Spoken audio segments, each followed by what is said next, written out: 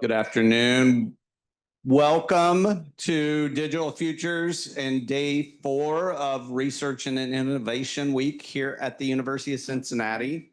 My name is Pat Limbach. It's my pleasure to welcome you all here.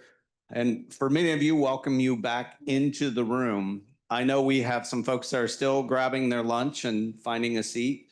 So I'm going to stall just a brief moment. But part of what we're doing today in Research and Innovation Week is to talk about national security research. We had a good conversation this morning with DCSA to brief us on the threats that one has to pay attention to when you're doing this type of work. We talked about what the National Security Research Institute is going to be here at the University of Cincinnati, what we're interested in doing, looking to bring a lot more people on board with that. And then we have a very special panel that has been assembled by Professor Omar that we'll talk about. And Kelly as well. And Kelly Cohen as well, that will talk about space robotics, space research. And we have a distinguished panelist that Professor Cohen will introduce. The one thing I do want to note to everyone, if you can quickly check that your cell phones are silenced, because this is a pretty small room with a lot of people and it echoes if it goes off. So go ahead and check your phones, make sure those are all good. But again, really appreciate the work of our faculty here at the University of Cincinnati. Part of what we're doing is rolling out what the institutional initiatives are going to be over the next 5 to 10 years, but those initiatives don't happen without the faculty, and faculty really don't do anything, as we know. It's their students who do all the work. So before we get started, let's give a big round of applause for our students in the poster session. The students were amazing. Really appreciate you coming out and sharing the work that you all are doing through your PIs with the audience. So with that, it is my pleasure to introduce Professor Kelly Cohen. Kelly is a lab leader here in Digital Futures, former head of Aerospace, and he passed the baton on to one of his mentees, and Prashant Kari. So now he's smiling even more that he does not have that administrative chore. I'm going to let Kelly introduce our panelists and get things started for us. Thank you, Pat, very much. I hope everyone can hear me. A very good afternoon to you all. Great. Okay, so I'll introduce the panel. The way we're going to go about it is each panelist speaks for 10 minutes, including introduction of themselves. Then that's 10 times 5, that's 50 minutes. After that, there'll be 2 rounds of questions, 3 minutes to each of them per question. There'll be 2 rounds, and then we'd open that to the audience. Okay, so I would start off with quick introductions. Andrew Quass, raise your hand. Northrop Grumman. Robert Friend, DARPA's Orbital Express mission. Raise your hand. Good. Gordon Roesler, Robots in Space LLC. Raise your hand. Patrick Binning, Johns Hopkins University. Raise your hand. Great. And Umar, University of Cincinnati. Okay, very good. With that, I would call on my first speaker, Andrew Quass from Northrop Grumman, to talk about himself and his slides. You got 10 minutes, sir. Okay, thank you very much. I don't think I've ever done a briefing in 10 minutes, so I'm going to really rip through this and hit the highlights as we go. My name is Andrew Quass. I've been with Northrop Grumman Legacy TRW for 46 years. This is my 46th year with the company, so a long time. Primarily based out of Kirkland Air Force Base with AFRL out there in our RV. I'm also on the faculty at the University of New Mexico in the ECE department. But I am a NG Fellow. A lot of people don't know what a fellow is. NG Fellow 2, which I am, a senior fellow. There's 85 of us in the 105,000 employees. There's 147 vice presidents, I think is the number I saw. So you can decide who's more important, but nothing personal. There's vice presidents are very important, but it's the place you want to go to if you want to stay in technology, not go up the management chain. You want to end up being an NG fellow. So I'm going to talk a little bit about a lot of the work we're doing. Going to hit it again real quick. A lot of people might know something about the mission robotics vehicle and the mission extension vehicle and things like that, but I'll show you the status of all those right now. With the way we look at it is we bid it into now versus where we want to be. And right now, with the mission extension vehicle that we have, where's my pointer, that we have developed, and I'll show you details of that in a minute. We have done this. We're the only ones in the world that have actually gone up to a vehicle, attached to it, and repositioned it into a different orbit. The next generation is to take that variation and the basic system and turn it into a mission robotics vehicle.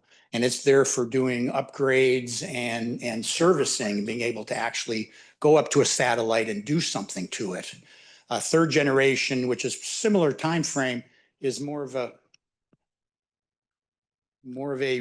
refueling and upgrading, actually changing, swapping out a processor that's on board, whatever the case might be.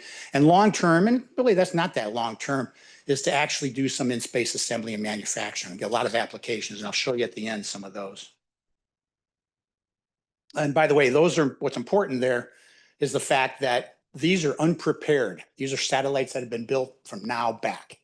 Prepared ones are now forward, or plus or minus a year. We're trying to encourage commonality such that if I have to go up and grapple a satellite, I don't have to drive something up the liquid apogee engine that I'm doing right now, but rather be able to actually grab a handle, right? And plug in something to a USB port on the outside of a satellite. That's the goal, and I think we're getting there. Let me juggle three things at once here. This is the mission extension vehicle. In 2020, we actually went and attached to the Intelsat 901, which was in a graveyard orbit. It was a great satellite. We built it. Well, just by the way, we built that. And it just ran out of fuel. So they limped its way into a graveyard orbit. It was going to sit there forever.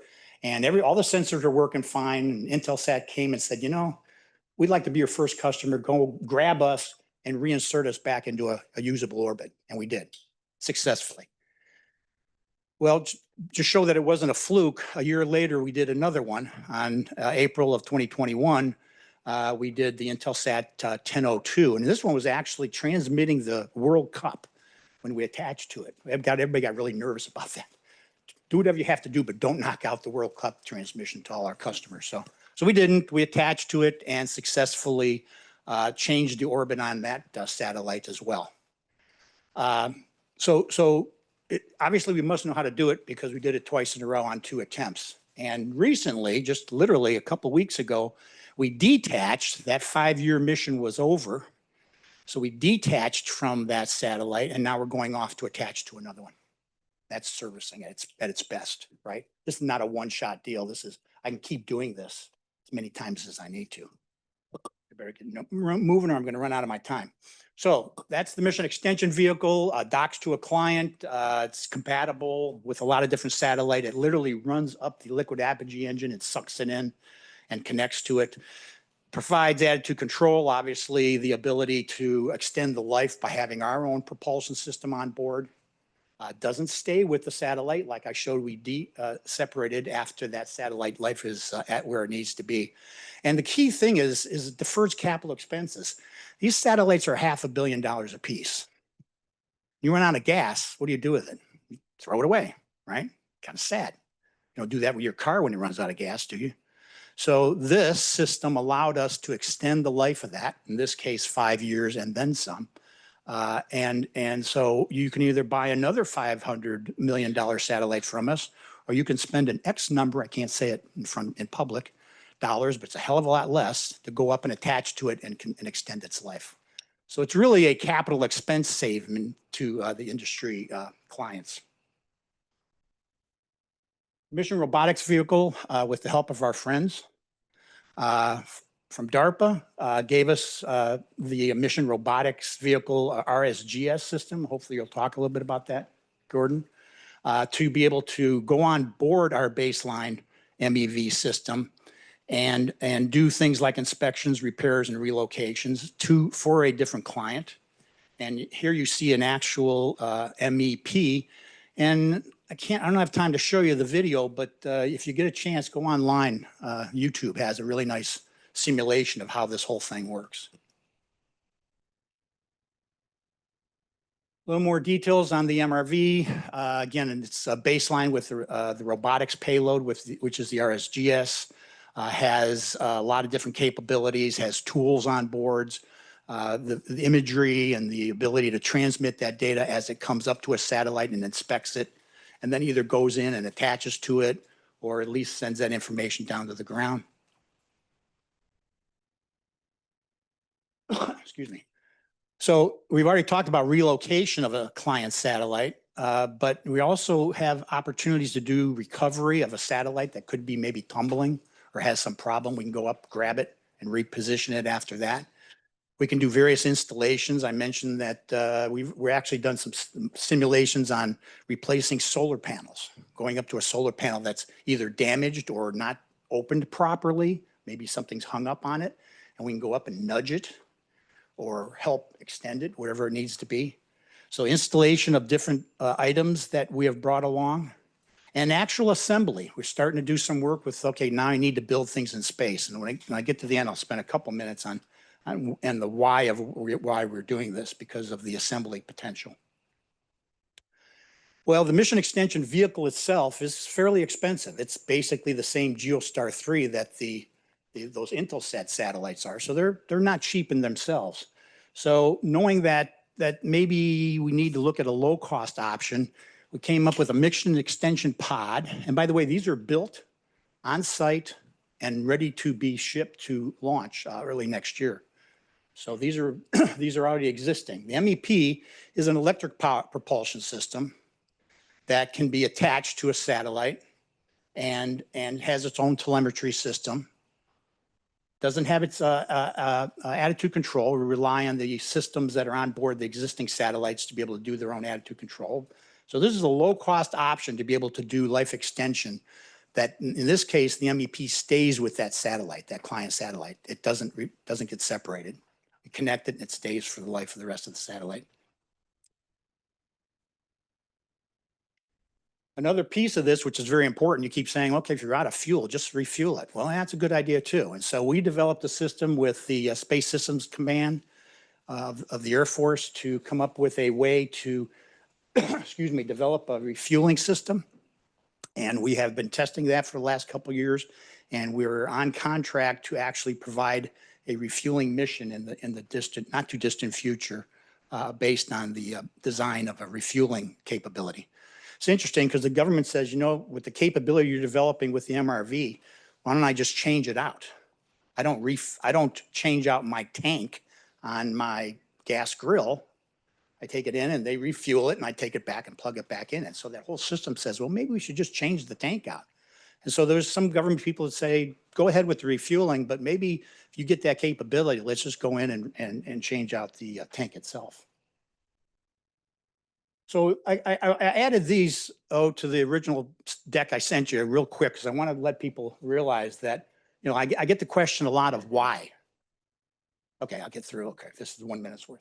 I get that question of why. Why do we even need this? This is our James Webb Space Telescope that flew a couple years ago and still up there doing a great job, 1.5 million miles away. And that satellite, when you look at what it is compared to the Hubble, not only is it about half the weight of the Hubble, but the aperture and the capability of the dish itself is significantly better. So advanced technology is making these things better, but when you look at all the things that had to happen from the shroud separation and all the way up to putting it in orbit, was 178 different devices had to trigger and open and do things, and 50 different deployable systems. That's really a hard, I mean, I think I had a full head of hair before this launch and I pulled it all out the day we launched down in French New Guinea because it's very complicated. And if any one major thing goes wrong, we're in trouble.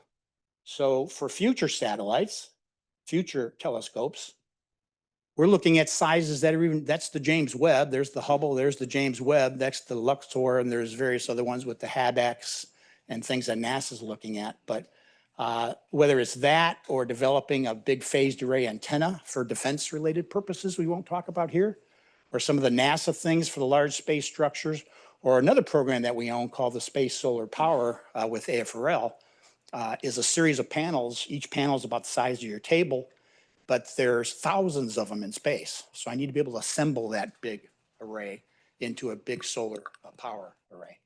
Can only do that with in-space manufacturing. So I'm trying to get to. There's going to come a time very, very soon that we're not going to cram things under a shroud. We're going to put the pieces together in space and maybe even build them or make them in space, but at least build them in space with the systems that we're developing right now. So I think I made it, didn't I? Thank you very much.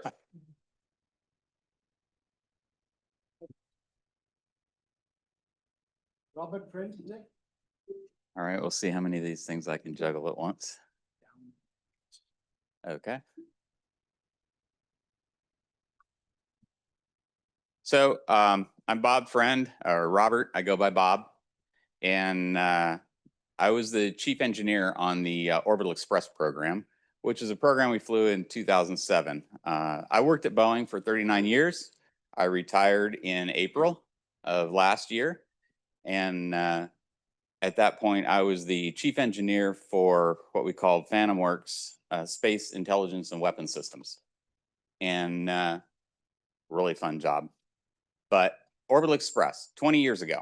We'll talk a little bit about what we did. It was a DARPA program, demonstrate on-orbit satellite servicing, take the technical excuses off the table. What we demonstrated was fuel transfer.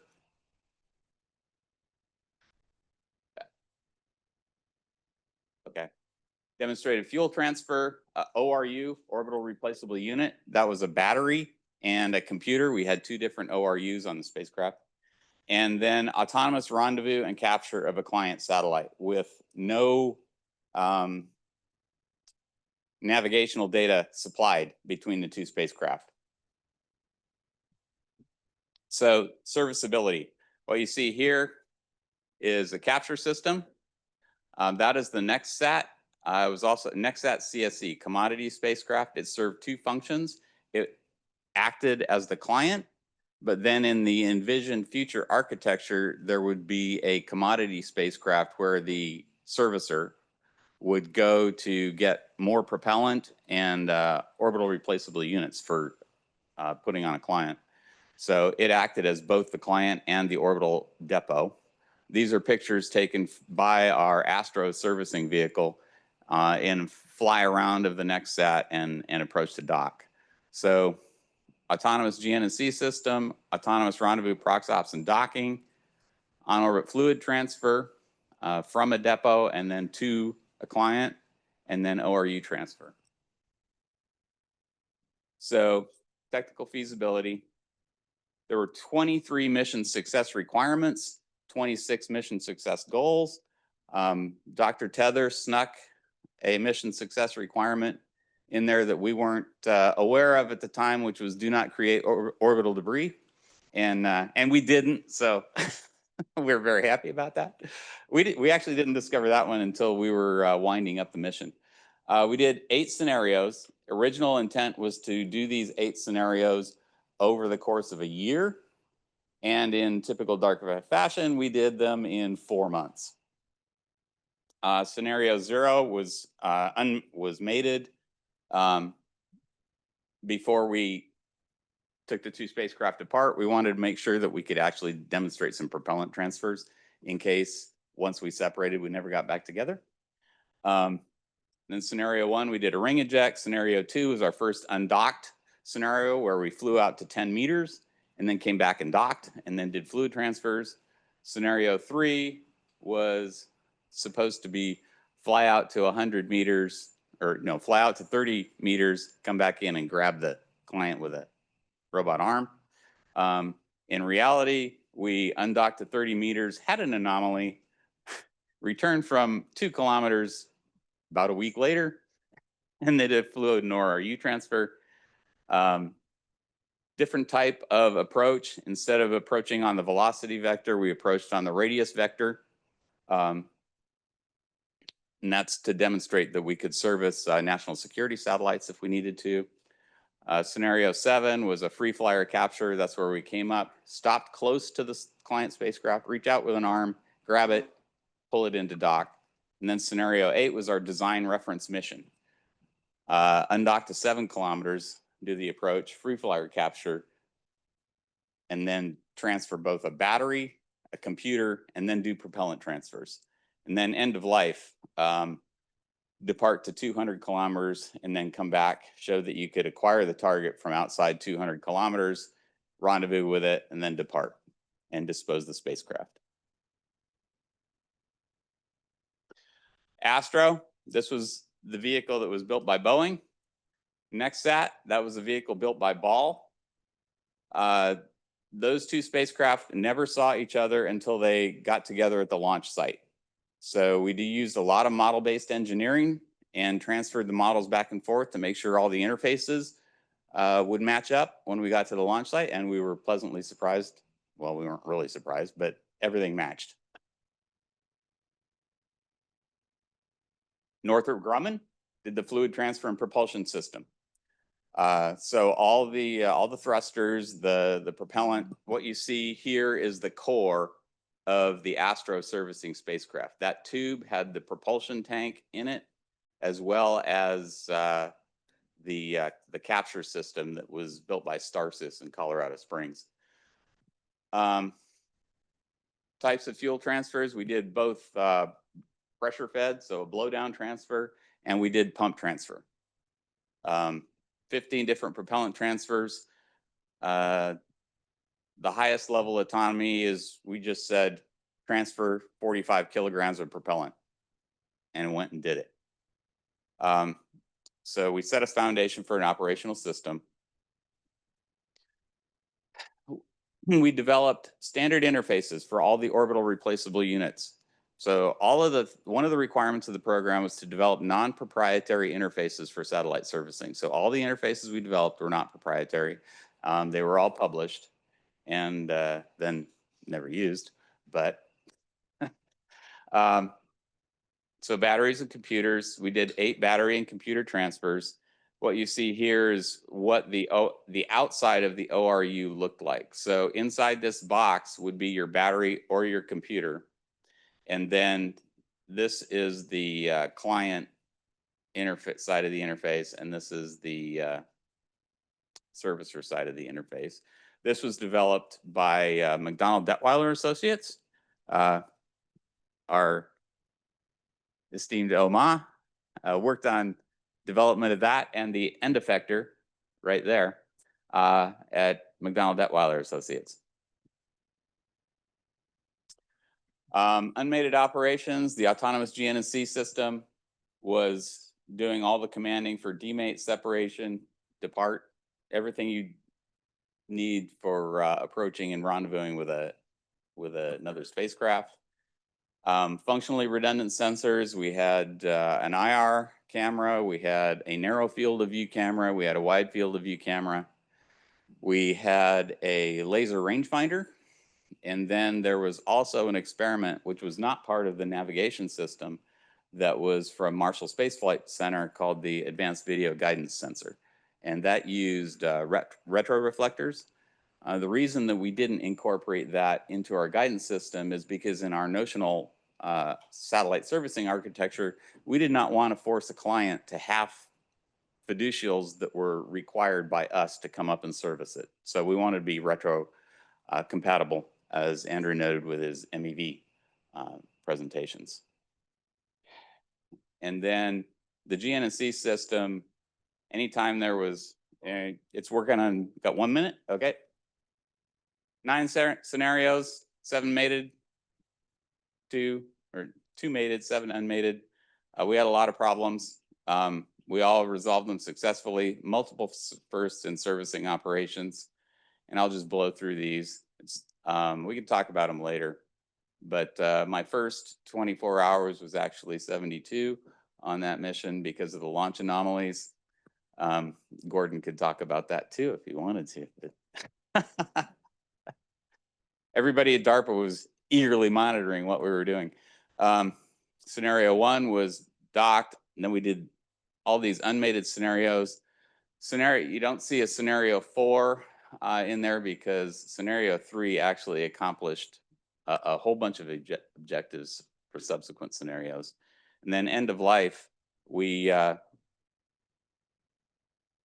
flew out to 200 kilometers and then did actually, we had a scripted setup where we would just say, we told it undock, go out to 200 kilometers, come back.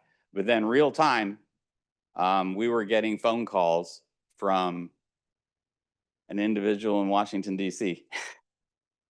that was telling us, no, do this, no, do that, all during that part of the mission to demonstrate the flexibility of the system that we had built. Yep, and it was, I mean, everything was flawless. And that is a self-portrait taken from the end of our arm of the Astro vehicle here and the NextSat vehicle over here. What you see here is the battery ORU. Those are the fiducials that the vision system on the arm here used to guide its system, and that's the pintle that the end effector would grapple. Backside of NextSat solar arrays and Astro's arrays. So. Thank you very much. Yep.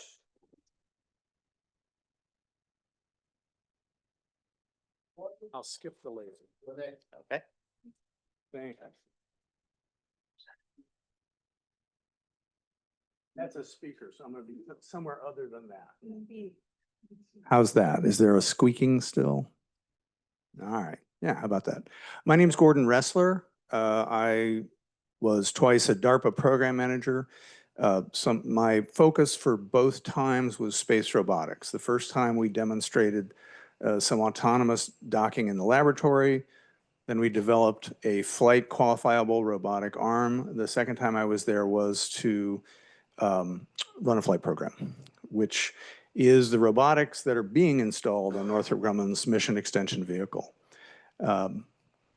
Robots in Space LLC is me. It's a one-person company.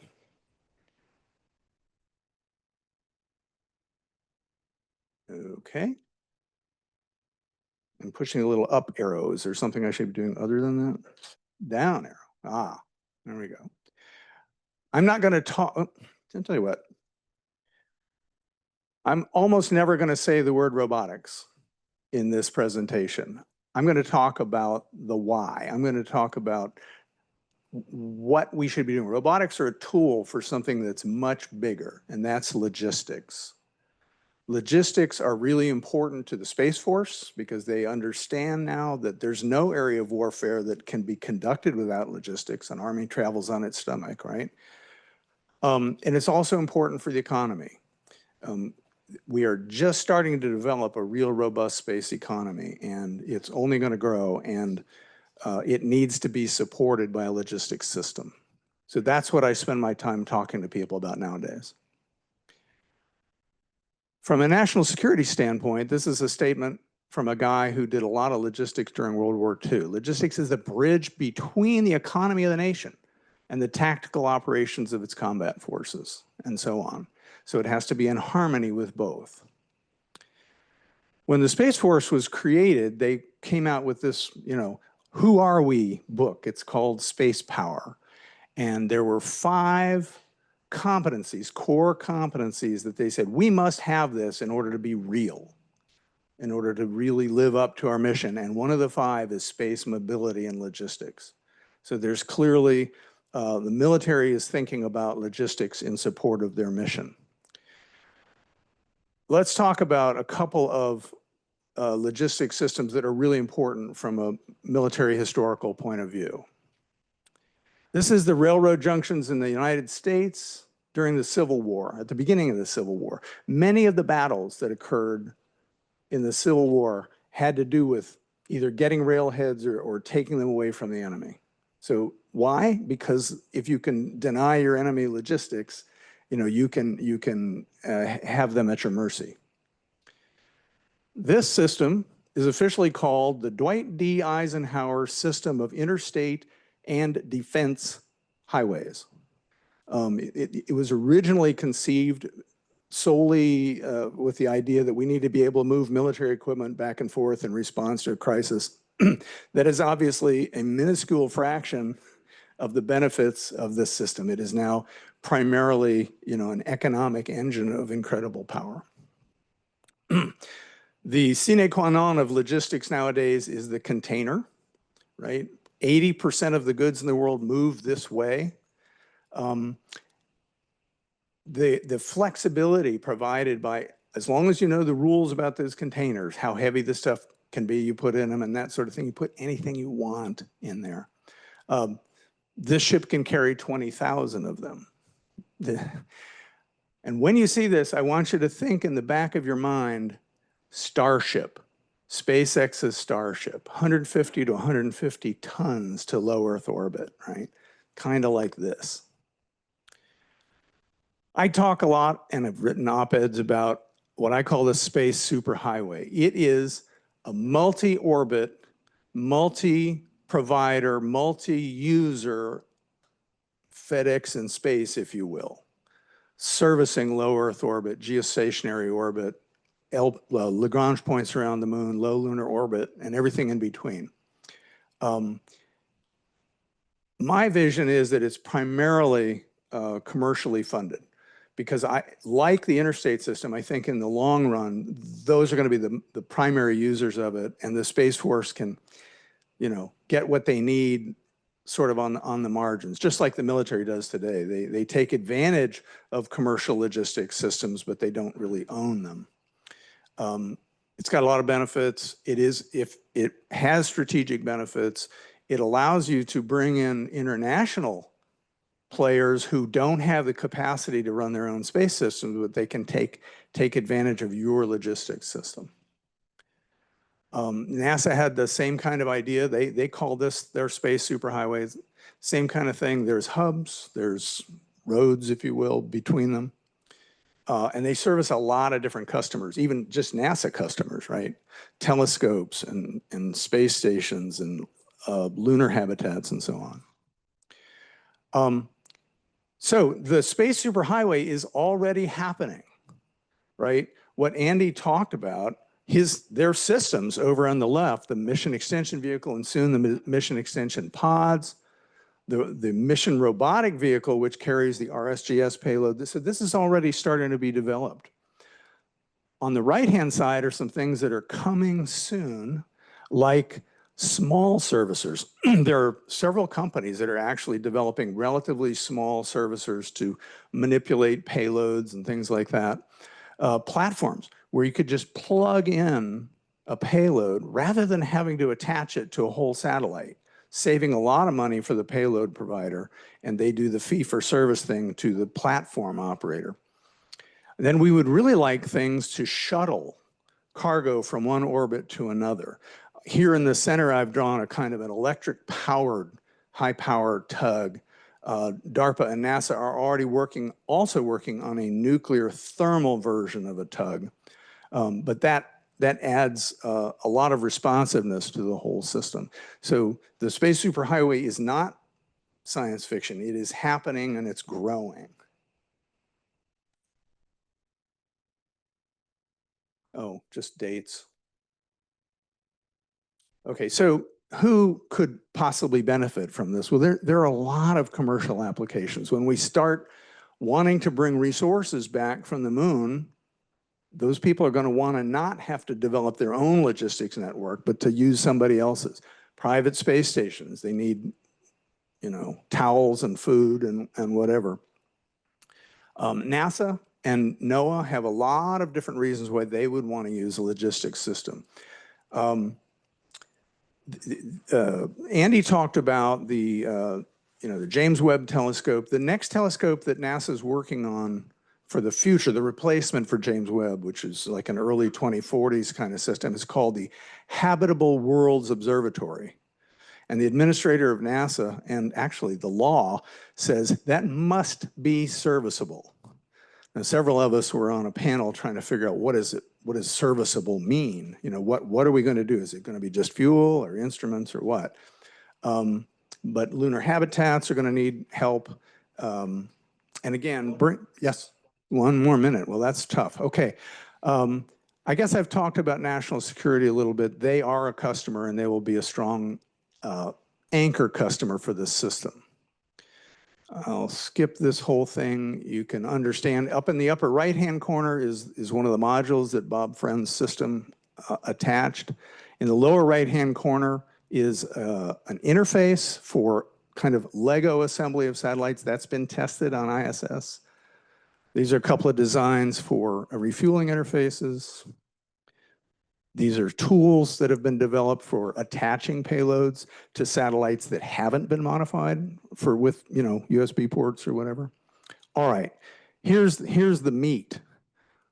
These are typical job titles for a logistics system. Everything from, you know, forklift drivers to analysts and customer representatives and everything in between, air crew. Every one of these functions is going to be required for a space logistics system. Where do we get the folks? How do we train them, right? Oh, and people will say, well, you're going to have robots, you're going to automate all this stuff. Okay, if you're going to automate it, who's going to write the code? How are you going to validate the code? That is not a trivial thing. Where do we get the human capital? Well, I guess we get it here. Thank you very much.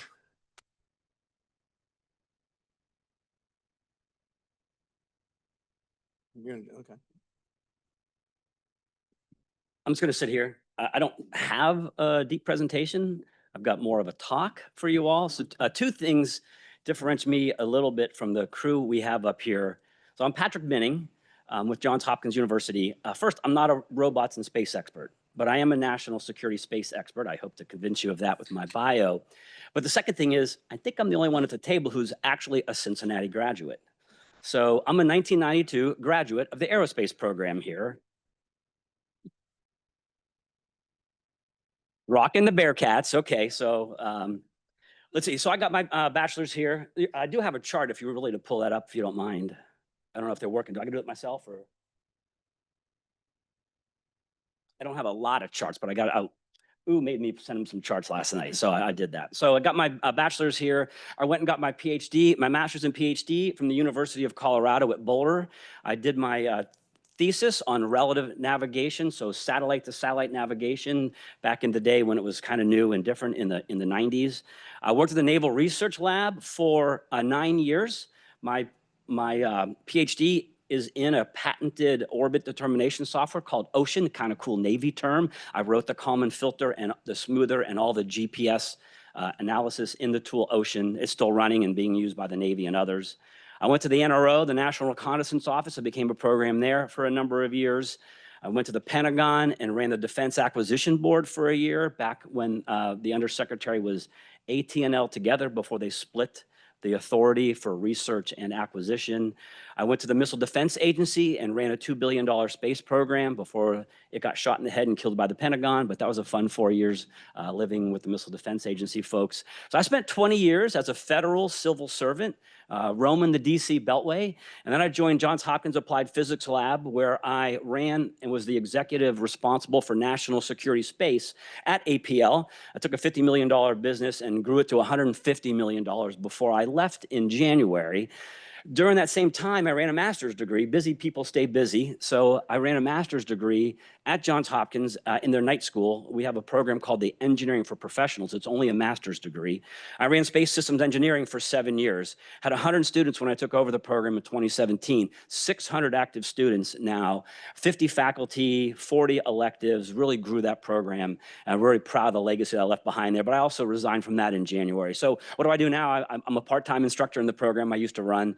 And I'm going to show you a chart now from a course that I'm building to, to move forward here. So I don't have a presentation as much as I've got sort of a speech for you all.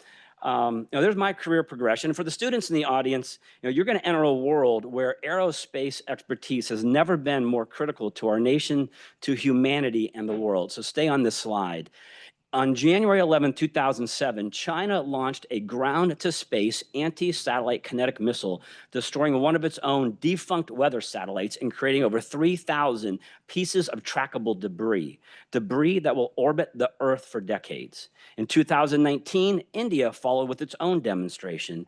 And in 2021, Russia used a road mobile missile to conduct a similar test, destroying one of their satellites and creating a debris field so dangerous that astronauts aboard the International Space Station had to take emergency shelter in a transport spacecraft. The United States assesses that Russia is also developing an anti-satellite weapon using a new satellite designed to carry a nuclear weapon into space. Such a capability could pose a threat to all satellites operated by all countries and all companies around the globe, as well as to the vital space-enabled communications, scientific, commercial, and national security services, which the world depends on. Staying with Russia, Russia has deployed a nesting doll that co-orbits with a critical US intelligence spacecraft. And the final nesting doll is a co-orbital interceptor missile. Back to China, and to my friend on the end from Northrop, you're not the only organization to grapple a satellite and move it. In January 2022, China used a satellite to grapple and capture one of their derelict satellites and move it to a graveyard orbit. This technology could be used in future systems to grapple other satellites. And the Chinese military benefits from over 500 intelligence, surveillance, and reconnaissance spacecraft with optical, multispectral, radar, and radio frequency sensors, increasing their ability to detect, target, and destroy US aircraft carriers, expeditionary forces, and air wings. That last segment was brought to me by Major General Greg Gagnon, my friend and head of intelligence for the US Space Force, when I mentioned I was giving this talk. And in Colorado Springs, not more than a month ago, at a major space conference called the Space Symposium, General Stephen Whiting, also a friend of mine, who is commander of United States Space Command, publicly stated, it's time that we can clearly say that the United States needs space fires and that we need weapon systems. We need orbital interceptors, quote, unquote, public acknowledgement. And I could not agree more. Next chart. Maybe I have the clicker here. That's my final chart, and I'm going to talk about this. So you all should read this report if you haven't, from the Defense Intelligence Agency. The most recent one is 2022. I thought they would come out with 3-year updates. You can just Google challenges to security in space. I'm waiting for the 3-year update. It hasn't come out yet. But in any event, what I just talked to you about is not science fiction. It is my professional reality. It may be the reality of many of you in this audience as well, and students. It's likely going to be your reality if you're so lucky to work in the space side of aerospace in your future. And most of you in this room probably expected to work for NASA or for industry and contribute to science exploration missions and to human spaceflight missions. That's certainly what I expected of my career when I started at UC in the aerospace program in 1998. I graduated in 92. I did my first year at Youngstown State University and transferred down here. So I didn't do all 5 years here. What are the dates again? They're a long time ago. As you heard, so you've seen where I've worked. And so here, I'm going to give you a quick snapshot of research that I think is needed to address these, unrelated to space robotics, but related to space research. So sensors. I think we're so uninspirational in this country around thinking about ground and space sensors, visible sensors and ground radars. This is really all that we seem to think we can imagine. And I'm coming from being the leader of the team that delivered the Space Force Deep Space Advanced Radar Technology Demonstration, DARC. You'll hear about this. My friends at Northrop are building the operational system in Australia off of my APL team's design from the tech demo, but it's still a radar. It may be the world's largest S-band coherent pulse distributed multifunctional radar in the world, but it's still just a radar. It creates pulses and creates detections. So where's the innovation, universities? What else can we do? Where are the innovations for space domain awareness? Can we use LiDAR for vibrometry to see if the Chinese payload bays are opening from their space plane? Can we use it to detect if Russia is opening their bays and releasing their nesting doll satellites to understand what's happening there? How about other spectrums? And is ultraviolet something that could be a useful part of the spectrum? And how about fusing the phenomenology before detection? I think there's research to be done and something to be gained by fusing the data prior to detection, using one phenomenology. How about using one sensor's noise as the signal to another sensor? I think there's a lot to be had there. Changing subjects, how about integration? In the first place, I'm talking about sensor optimization, and I mean global sensor optimization of all sensors and all phenomenology to maintain custody and fire control quality of the spacecraft threats to US systems. Where are the innovative ideas to optimally manage and task all US sensors to be agnostic to the modality, but focused on the fire control quality based on specific weapons system needs? And does it need to be US? Could it be a Five Eyes system? Could it be a NATO system or another nation? You know, and speaking of weapons systems, how about innovation and research to kill space kill chains that we need? At a conference in October, Lieutenant General Phil Garant, another friend of mine, and a Johns Hopkins graduate, he's commander of this. 1 minute, I'll get done in a minute. He said, we've got things in space, we've got things on the ground, we have a spectrum of reversible and irreversible weapons, but we need to be able to command and control those for the 4 specific highly classified weapon systems. So you see researchers on optimization and artificial intelligence. Where's the research on optimizing the space weapon target pairing, on controlling and commanding US space weapon set against the adversary target set?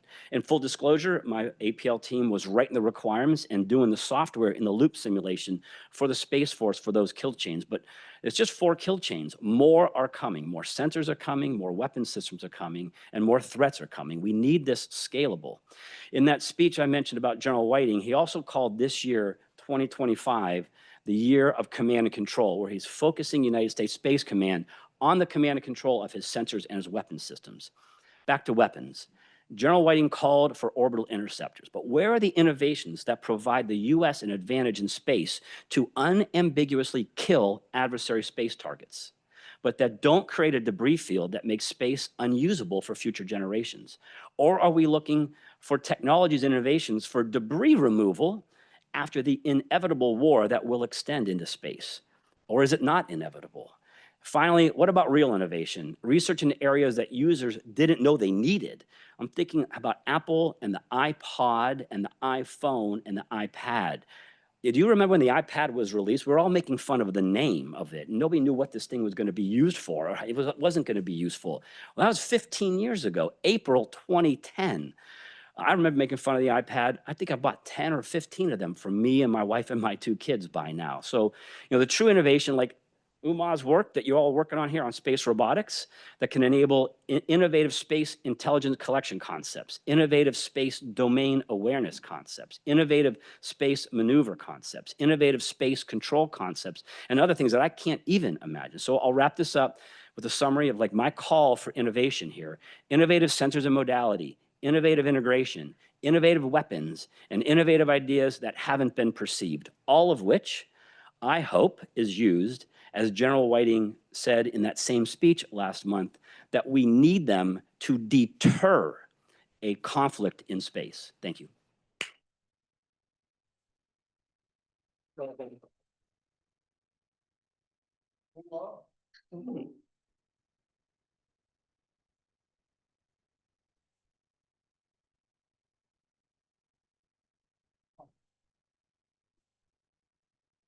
I have a few slides.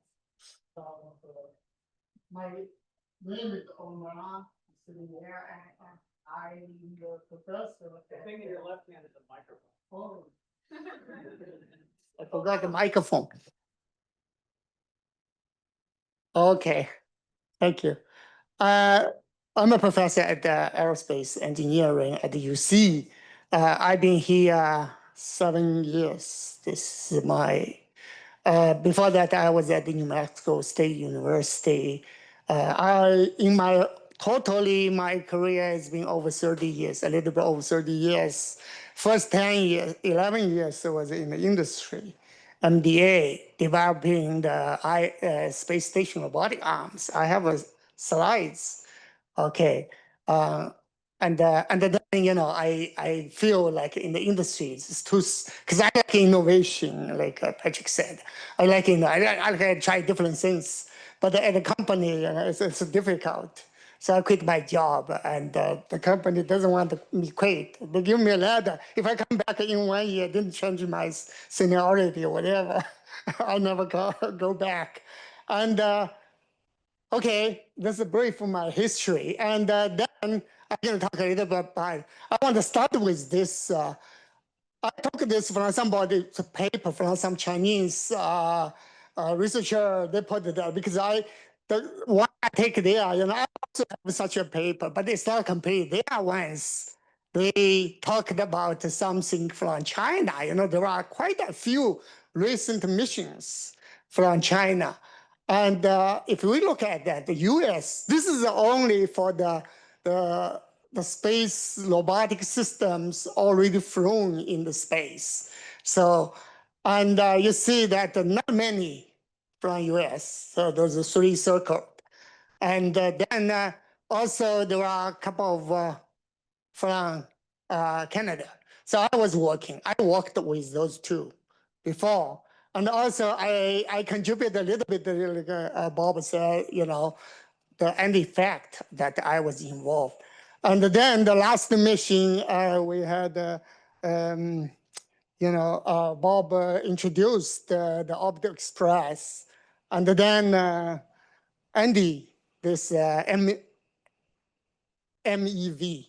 So there are not many space robotics mission in the past. Of course, there were some going on, like Andy talked about the MRV, and Gordon talked about the ISGS. And those are the ones currently under development. And so we are here at the Cincinnati, we are developing the technologies that we hope that go to more challenging in the future. I can talk a little bit later. So these are the systems that I was involved in, those 2 Canadian-made space robotics. Most of them currently still servicing in the International Space Station, and this is the orbital servicing. So my contribution is this part. I was in the team, developed and in fact, before the Orbital Express formally started in the team, because I quit at the 02, and the program started the 03 or 2 officially, right? But I was in the team, proposing this. Sorry. And I have a video, which, how do I show? This is a simulation I did at that time. Look at it to investigate, how this end effect doing the capture, how it behave. And this is another simulation I did that. And this is 30 years, or not 30, 20 something years ago, right? That's that time, we don't have those Isaac's SIM or whatever those kind of available contact items. So everything from the equation, I did it myself and implemented and used. And also I involved in the very big hardware in the loop simulation, because the robots, the International Space Station, those 2 robots like this, we cannot test on the ground. The whole system picking up something, capture something, because it's just not designed to work at the 1G environment. So what are we going to do? So so I did a lot of contact dynamic simulation to verify that, but that's not enough. And we needed to do some hardware, but you cannot do the whole hardware. So just a part. This is just hardware in the loop. So part of the hardware, this part, the end effect is the real. The rest is just the simulation, but using the hardware. So that's the system I involved for this robot, for this space robot. And then I was, because I did some work for the Canadian system. So the German Aerospace invited me, to their DLR, and participate in their development of this hardware and loop system. I involved those two very big, complicated, both of them. The Canadian one over $10 million. This one, the German one, is also several $1 million. I don't know exactly number. And now let's talk about some of the research you are doing here at Cincinnati. Of course, I'm only talking about what I can talk to, you know. This is a fundamental research. So this is a video on the YouTube, very, very popular. It's being hit by almost 150 million viewers. But what the guy made it find that when you throw the squirrel into the air, it's tumbling, but it can somehow manage it to lock its head, point into wherever it will be landed. So, because that's the way for the surviving. And that's amazing, right? And so most of people look at this, you know, watch it just for fun. But when we watch it, we say, well, there is some, you know, we want to understand why it can do that, squirrel. Human, definitely you cannot do. And so we modeled it, you know, the dynamics, we studied. And we wanted to see if we can duplicate, you know, this thing using the reinforcement learning approach, and we did it. Look at this. This is simulation, physics-based simulation. And look at the squirrel, the head, even the body, the tail is rotating, but the body is locked into the one direction without change. And this is another simulation. This one using the legs, you know, not just the tail. You might think, what if without tail? Then you use the leg. You could do the similar thing like this, because people, you know, the cat, right? You upside down, let it go, it will flip. But people think the tail helps. But somebody did the experiment with the cat without tail, it still can do the job. So the other part can help of the body. Of course, this is a basic research. And then we want to go for why I want to do this, because, you know, if you have two robots in the space, you want one robot is doing the job, let's say do some repair. The other arm you can use to help to stabilize the system. And, you know, this is the idea. And but we want to look at the nature, right? This is another basic research we did. We're still doing now. It is to help the operators, like, you know, they want to try. Oh, okay. And so we're using the machine learning method model to replace the physics model. When you use a physics model to predict the future behavior, you need a lot of long simulation. But using the machine learning, if your model is trained, you can get the prediction right away, immediately. So that's what we did. Again, this is still basic research, but in the future, it would be very useful. And also we did, you know, orbit servicing, try to flying around a satellite using multiple satellites to try to do the inspection. Those are a few. And then finally, the SSTI, because which is, we are tied to this big project with Space Force. But I cannot talk too much about this, but those slides are already approved for public release. And I just talk about the team. We have 4 universities involved in this. Cincinnati, we are the leading. And then we have other 3 universities working with us, and some small company, including Golden's company. Golden gave me quite a lot of advising on that. And I have just one more slide I want to show. One particular distinguish us from others so far is we have this, we managed to simulate a satellite tumbling in the space, because that's a bigger problem. You know, when the satellite is sitting there, I mean, flying without rotating, that's easy to capture. It's not very easy, but it's still, compared with this, when the satellite is rotating, that's very difficult. So we managed to simulate physically rotation in the 3D in the lab. And so you think about it, that a lot of space, like debris or satellite, even the good satellite, if you touch it, not careful, you can make it tumble. So with that kind of facility, we can test that. And for the SSTI, we will scale this up. And okay, let's end. Thank you.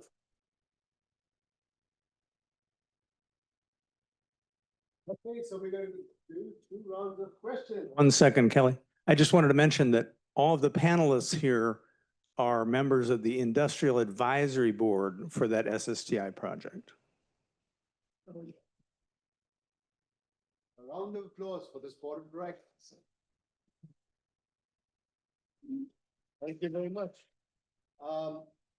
So the first question, we have challenges. Some of them are technical that we engineers know how to deal with, but there are also non-technical challenges, to name a few, money and other things. So each of you got 2 minutes, talk about what challenges you face and your optimism. We'll start with you, Andrew. The challenges, yeah. Well, certainly the non-technical are the budgets change about every time you wake up in the morning, right? Because you're never sure if programs were funded and all of a sudden they're not, and then they decide they should be. So you're up and down in staffing and trying to figure all that out. But from a technical perspective, I think there's 2 things. And it's important for the students to understand this is a reality in life, and it will be when you're my age, is that the requirements are always changing, right? Just when I think I got it all figured out, something changes. If I asked any one of you to deal with checking out your satellite, what you need to do, and let's pick something like radiation, you would figure out, well, am I going through the Van Allen belt? Am I going to do this? And you'd go and check what's been done in the past. And now it's changing because Northrop is working with Westinghouse on developing a nuclear powered spacecraft. And we're at PDR in about a month. And now everything we've learned about radiation goes out the window because I've got this smoke and stinker on a boom 100 meters away. That's called the reactor, the Vinci reactor, that's not only radiating to space in the vicinity of my spacecraft, but also it's really hot and it only runs at about 80% efficiency. I'm sorry, 20% efficiency. So 80% of the waste heat I have to get rid of with radiators. We're going to a life where there's going to be no solar panels on spacecraft anymore in our lifetime, in my lifetime. So that's a change of the requirement. I thought I understood it. I got my solar panels all ready to go, and now I don't need them anymore. So I got to deal with that. The other thing that I think is real important for ISAM from a technical point of view is, and don't quote me on the numbers, but out of the $10 billion that it costs for James Webb, about 75% of that was not hardware. It was the testing and the simulations and everything else going into it to make sure we got everything worked before we launched it. I can't test in space. So I lead the additive manufacturing for the whole space sector, and I'm always pressing my guys to figure out the problem of, okay, you can do this on Earth, but how do you do it in space? And once I get it there and you got your printer running and you're printing some structure, whether it be small or large, how are you going to prove to me that it's got integrity?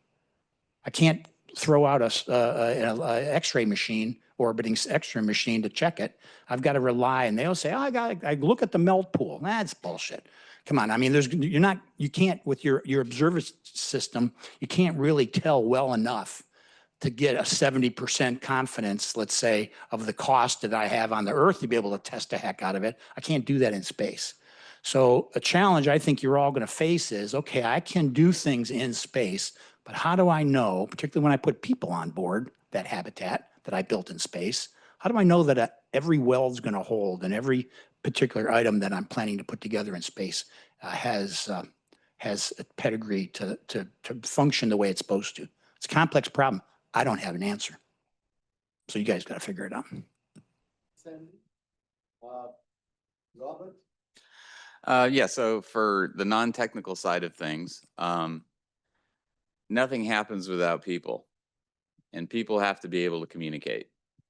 So communication skills are paramount, and your ability to relate to other people are paramount. Engineers are great at not relating to other people. I can vouch for that because I did not get into engineering because I really like working with people.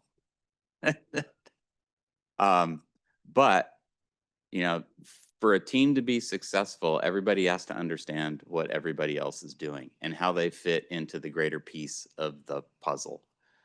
So for leadership, you need to be able to bring your team along with you and understand what the goals are and communicate clearly what the goals are, how they contribute to those goals. So, soft skills like that are critical.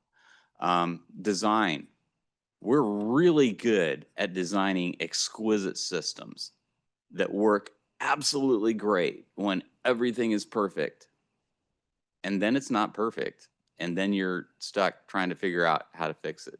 So when you're working design systems, make sure your designs are robust, that they can handle some of these uncertainties or unknown unknowns. And when they do break, because they will, how do we fix it? Or how do you repair it? Or how do you account for that break?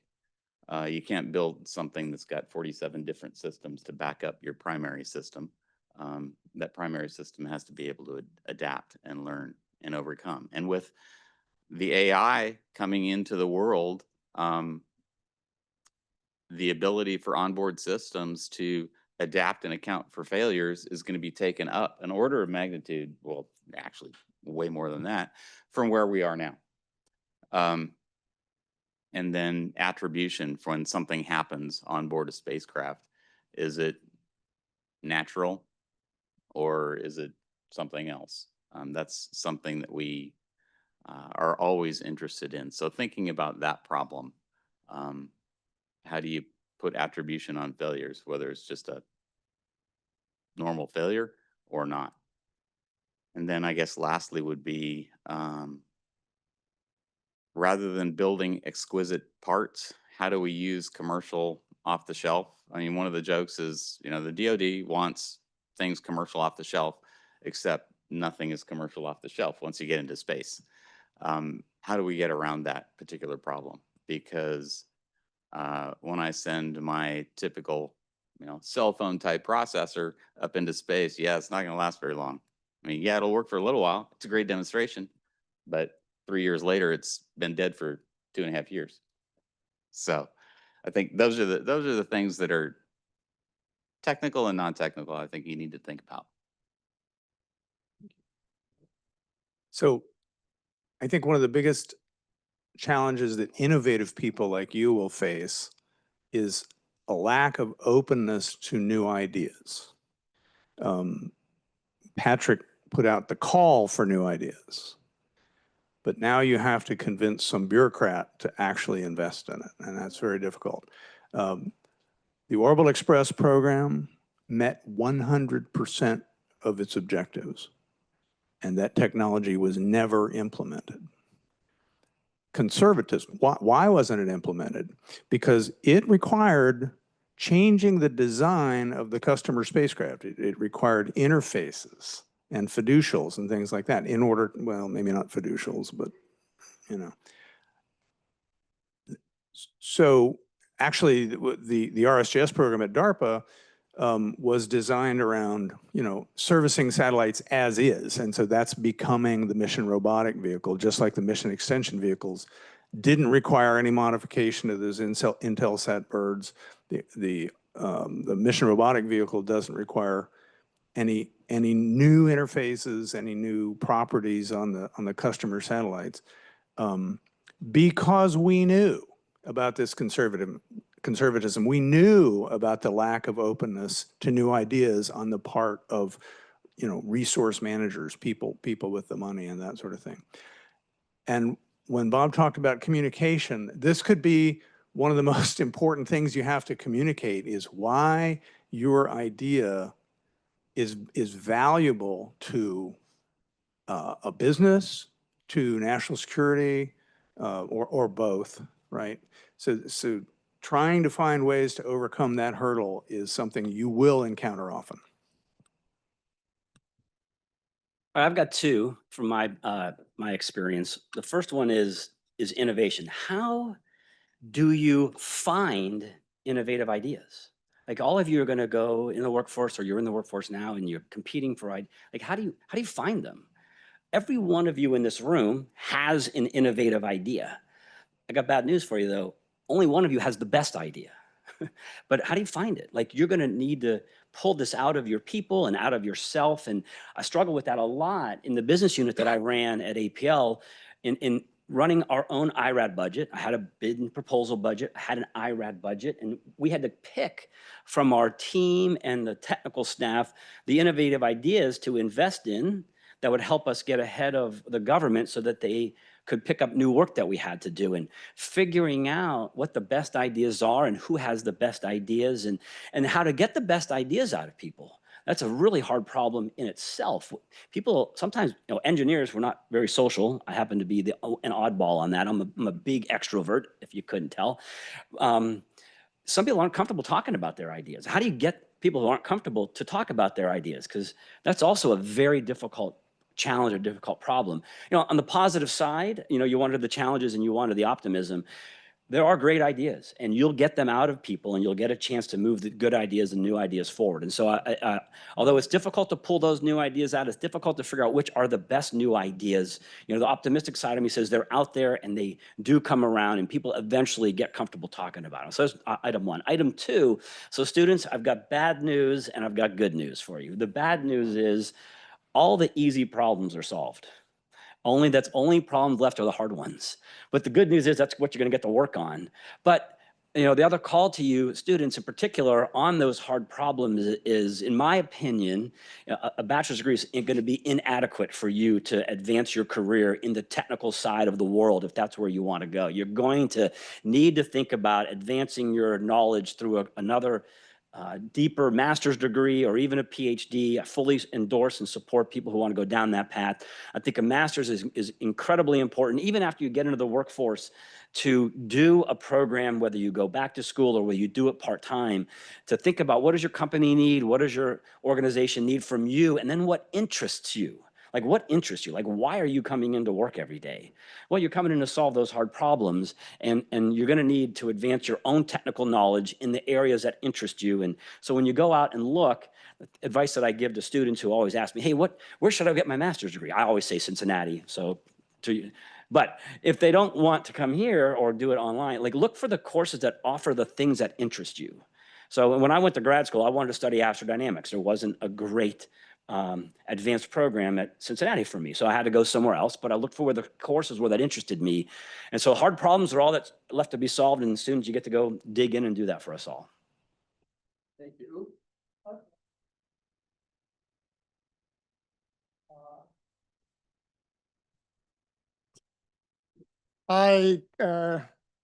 Two challenges, one technical, one non-technical. Let's talk about technical first. I see what we are doing regarding space robotics. I think the biggest challenge is when you are dealing with physical interactions. When we're talking about the on-orbit servicing, you cannot avoid the physical contact between object, a robot, a satellite, or a debris, or whatever, and study and control any actions dealing with the physical interceptions are very difficult. And certainly nowadays, the new technologies like AI and parallel computing, and maybe in the future, the quantum computing, those will significantly enhance that. And for the on-orbit servicing, because over there, everything has to be done autonomously, mostly, right? The human intervention can only, like in a monetary kind of rule, or just not continuously kind of operating. So when you have a contact type, these things, you need an immediate reaction. You need a right, and a lot of uncertainty, a lot of unknown. The models, the mathematical model, we all kind of love, but it's not going to be accurate. And so how to deal with this? That's technical side. Non-technical side, my experience running this SSTI, this big project, I feel the kind of difficulty because we are, like even myself, I've been done many research before myself, the FOS, Naval Research Office. I had all relatively small focus on the technical problems. Now, with this STI, we have different universities, companies, and the different, so I have to kind of spend a lot of time managing the things. But I want, because traditional, when professors, collaboration, everybody take a piece and do their own and publish, that's it. But I want to put them together finally, have emphasize the cohesion. That takes me a lot of effort. And plus the requirement of, ITAR control, that I can only looking for US students. That's another kind of difficult because we have many students from all over the world. And but those kind of things is quite a challenge. I mean, this is I consider non-technical. Thanks, Sue. Yeah. Very quick round of questions about 90 seconds each. Educational institution that we are, aerospace program, and some of the other programs that you see. What do you think we need to do, change, modify in order to ensure that our graduates are best suited for the work which is going to come in the next decade? We'll start off with you, Andrew.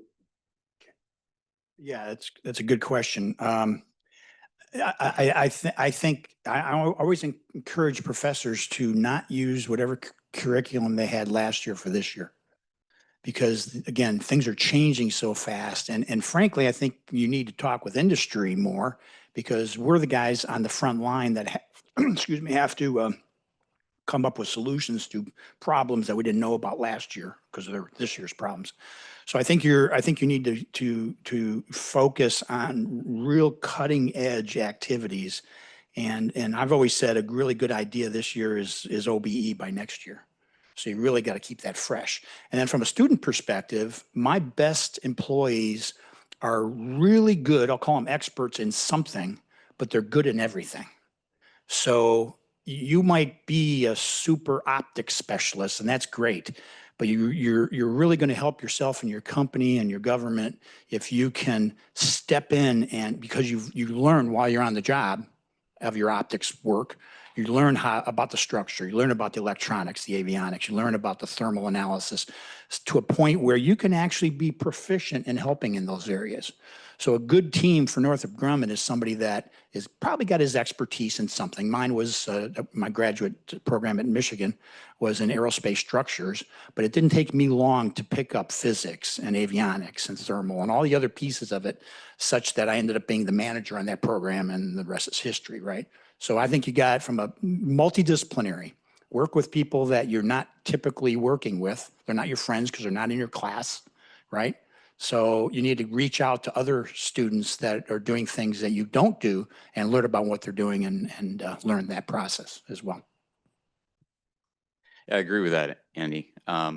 Cross-disciplinary abilities. On my programs, I would look for a few experts in a particular thing that we were focused on, but I really preferred people that I would say were 2 feet deep and a mile wide rather than 2 feet wide and a mile deep, because the guys and gals that are 2 feet wide and a mile deep can really only do one thing, and that's only got a particular utility for a certain amount of time on a program. So working cross-disciplinary, understanding how that works. When you're working on a problem, You're doing a thesis or something, you come up with an idea. Why? Ask yourself why. What is the end product of my research on this? Is it going to be something that's useful for the world? Or is it only useful to get me my master's or my PhD? So always think about the why for what you're doing on your problems. That's really probably the two big things. I think that any university could be helpful to its students and graduates by imparting a couple of things to them in addition to their technical disciplines. And one of them is systems thinking. You can call it systems engineering if you want, but getting a flow down of requirements, understanding what are the primary things your customer might want from that, and then how do you convert those into requirements on the parts of the system and that sort of thing. This is not universal in students that are coming into aerospace engineering. And the other is to understand a little bit about money. When I started working in space robotics in 2002, there were 3 objections to what I was doing. The technology's too hard. It's not the way we do business. But the third one was, there's no business case for that. So understanding what a business case is and how to build one is something that can be taught. And when we talked earlier about this resistance to new ideas, this is something going to help break that resistance down when you start showing. At my first time at DARPA, I sponsored 2 master's theses about taking objects that are in geostationary orbit and just moving them to the graveyard when they're out of gas. That has a dollar value to it, and it can be considerable. So those are the 2 things: systems thinking and a little bit of understanding about business cases.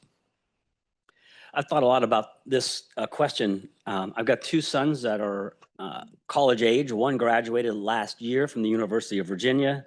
In 2 weeks, our youngest son will graduate from Virginia Tech. And so I always thought about, what are these schools teaching my kids? I'm an educator. I ran a master's program. You saw how big that was. So I thought a lot about sort of what do schools need to do? What should universities need to do? And it's good to have different opinions on the panel, because I have different opinions that we've already heard here to some degree. If I ever need heart surgery, I want my heart surgeon to have only studied the heart. Like, I want the best heart surgeon in the world. I don't want his school to force him to study the ankle and the brain and the elbow. Like, if he wants to study the heart, that's what he's working on. That's what I want him to do. And so I think the same can be said for students here and for the universities. You offer courses that students can go deep on. Courses need to change, like our friend mentioned down there. I think the undergrad experience is pretty, you can't change it a ton because you need the basics. Like, you got to build the foundation of the house before you get in the electrical system, the plumbing system. You got to dig that foundation and put it in there. And the undergraduate courses, that's where the foundation is. And I don't see a big need, because you need to really get that foundation pretty solid. Where I think the innovation needs to be, and where the turnover in courses needs to be, is again in that master's level. Once the students have a foundation, they got their bachelor's degree in a discipline, they focus in a particular area, they want to expand in a discipline and focus. And I like the mile deep people. Like, we need those mile deep people. Like, we need the mile deep people who are doing the GNC on our spacecraft. APL is building a mission that's going to a moon to fly a nuclear-powered quadcopter autonomously on a moon of Saturn called Titan. Like, we want the world's experts who are doing that. And if that's what you want to do, students, you don't need to know a business case. And I'm not sure that I need an engineering school to teach that to some degree, in my opinion. This is why you got different opinions up here. So I also don't think schools should waste students' time. So this is a real a burr in my saddle. My son went to a school, not there now, that required him to take a foreign language because they needed the foreign language department to get students. Like, I'm sorry. Like, if there's not enough foreign language students that are there for their degree in foreign language, I don't know what we needed to be doing there. But I didn't feel it was a good use of my money for my son to be taking a foreign language that he wasn't going to use. It's a 2-year thing that he was forced to do. To the administrators in the room, you got to manage your school the way you want to manage your school. But my opinion is, Yeah, I don't think you want to, I don't want my students to have to go down the path of things that don't interest them. You want to study things that interest you. You want to be passionate about the things that you're studying, and you want to go to work and be passionate about those things. So I think that's where I sit on the education side of it. And there's a lot of good things being done here at UC, and I was enjoying hearing how good the program is going here in the aerospace department. Well, you guys give me a lot of inspiration, especially Gordon said, system thinking. I think that's very important for students. And this kind of activity does help, students to see the big pictures, to see where, what did they learn. Our students, because in academia, we still have to, each one of them focusing on their own research area, especially PhD in the certain depths. They cannot do everything. But with that kind of viewing, they know where the role they can play. And a lot of research will basically research topics will came out of the reality. Talking to you guys, we know what are the challenges, what are the barriers. Then we can think about. Then the student should go back and think about what you can solve. You don't have as much our kind of constraints, so you can have out of box thinking, and also students need to talk to each other. That's also part of system thinking, right? So because think about it, your work is interconnected with other people's work, just not alone. We know you have depths, but also you have to have interconnection with other. And finally, a part of the big picture, your national security, that's a big picture. And also going to the space, fix satellite, and helping economy, things like that. Thank you. The time is about to wrap up. So if there is one burning question, quickly, anybody? Yes. Quick. To who? Whoever talked about the electrical voltage. Yeah, what is the question? And So how do we deal with the dynamics? If there's using electrical voltage, because we work on the granite monolith called the dynamic pressure between the cube set, but you see that when they try to float, the hook force interact each other and they push the cube set out. So there's not. Yes. The process. Yes. I can talk. That's a long answer. Okay, so the answer will be given offline later on by him. And with that, it is 1:30. And so I want to give my panelists a big round of applause.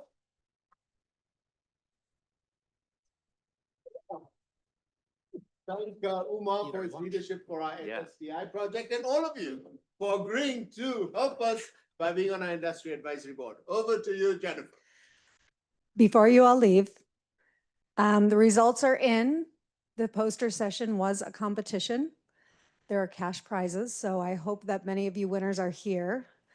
And Patrick, you said there's only one good idea, but not in this instance. And I'm going to give a little plug to Digital Futures, the building that we're in. I was really excited about all your support for interdisciplinarity. Of course, this is a research facility. This is not an academic unit. And what the students get here is the opportunity to go deep into their subject matter area. And while they're going deep, they get to work side by side with other people who are in adjacent areas that they conduct research next to. So it's a nice opportunity for students to get to know other students from other colleges who are studying other things, and also work next to their colleagues who are studying the same things. So it's a nice opportunity here at this building. So without further ado, I'm going to announce the winners of the two different categories. One is National Security General Posters, and then the second category winners will be the specific to space posters. So the second place winner for national security is Jack Liu. Jack, are you here? Jack, congratulations. And the second place was a tie. So there is no third place. So I'll announce both of them at the same time. Jeremy Redding and Siddharth Kamat.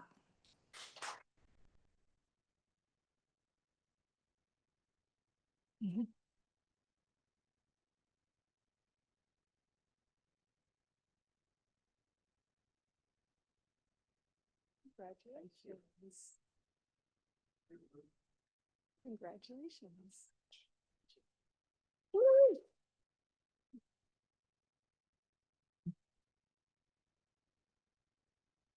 Okay, space.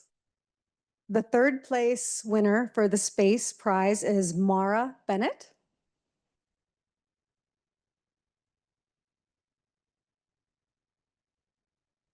Congratulations. And again, there was a tie. And so what we did for the ties was that we added the, whatever it was, first or second and third monies together and then divided it by.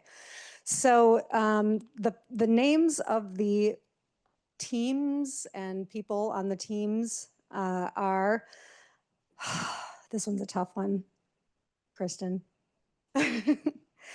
Last name Shabra, Anaruda.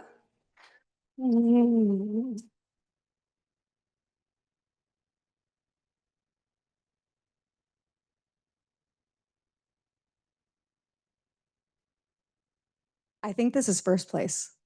Is this first place? This is tie for first place. There you go. Congrats. And the second tie is a team. And on that team, first place team, is Jared Burton, Nate Steffen, and Garrett. Yeah. Oh, yes. Congrats. Congrats. And, okay, congrats. So just as a reminder, the prizes for first place were $1,000 for each first place winner. But in the case of a tie, we took the second place amount, $750, added it to 1,000, divided it by 2 between the winners. And the third place prize was $500. So thank you all for participating. It was a great networking event. It was awesome. Everyone loved your posters. And I do want to ask the judges to please stand up. They really enjoyed your posters and they didn't even know what to do because they thought they were awesome. Thank you. And thank you all for coming to Digital Futures and Research Innovation Week. It's been awesome so far.